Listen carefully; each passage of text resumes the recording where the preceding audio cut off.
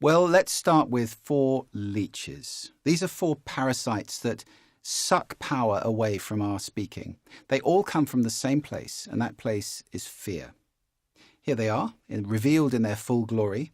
The first leech is looking good. The second is being right. The third is people-pleasing. And the fourth one is fixing. Let's have a look at each of them in turn.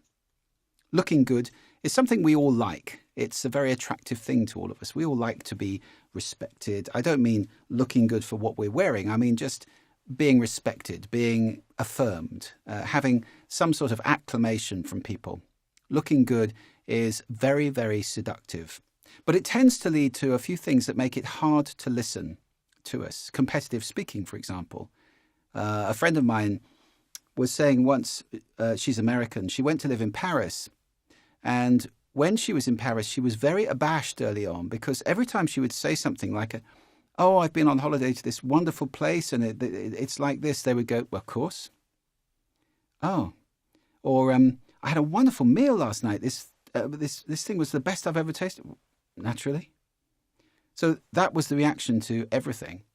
And she felt that she was being reduced in some way by the reaction and that it was personal until she realized that's just the way they respond to everything. It's nothing personal. So that was the community. I don't know if that's all Parisians or whether that was just the people she was talking to. Nevertheless, that kind of competitive speaking, I was just in Greece on an amazing holiday. Oh, yeah, I've been to Greece 6 times. Oh, that leaves me feeling, it's a bit of a joy killer, isn't it? It leaves me feeling deflated. Competitive speaking, not the nicest thing to do. Speech writing, of course, is another aspect of looking good. While you're talking, I may look like I'm listening, but actually I'm preparing my next brilliant words, which are going to knock you for 6. I'm not actually listening to you at all. Your talking is just the convenient pauses while I write my speeches. That's not such a good habit to have. Embellishment, well, we'll come on to that in a bit more detail shortly. And lies. Again, we'll deal with that shortly. So looking good can give rise to all sorts of habits which make us quite hard to listen to.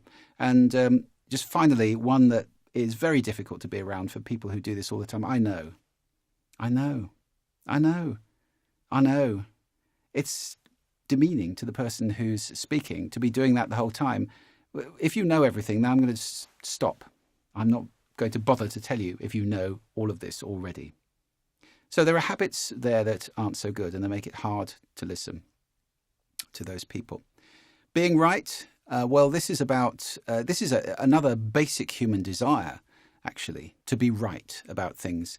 And it often involves making other people wrong.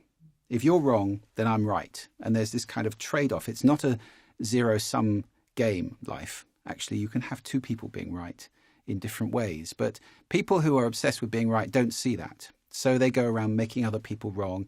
It's very much about opinions and the confusion of those with facts, about telling, about being aggressive, about dominating other people. And again, those people are tough to be around.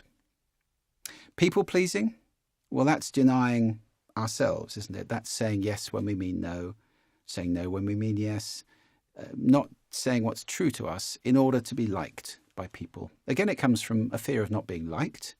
And it simply is about trying to buy affection by saying what's appropriate or what's going to have the right effect. It's a weak form of speaking, and if that's where we're coming from, we're not going to be speaking in power. It denies the truth of who we actually are. And finally, fixing. People who are into fixing are people for whom it's not okay for people around them to be upset. It's not to be tolerated. That has to be fixed.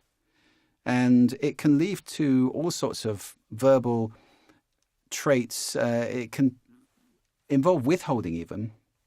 Sometimes withholding can be just as bad as trying to make it all right the whole time. Trying to make it all right can involve lies and deceit and just untruth. It'll be okay when it clearly won't be okay. And it's taking away people's permission actually to feel deep feelings sometimes which need to be felt.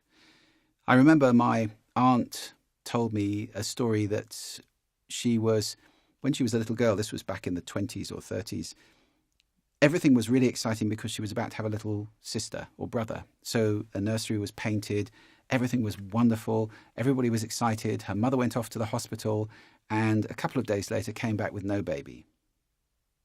Nothing was ever said. The room was repainted. It was not talked about.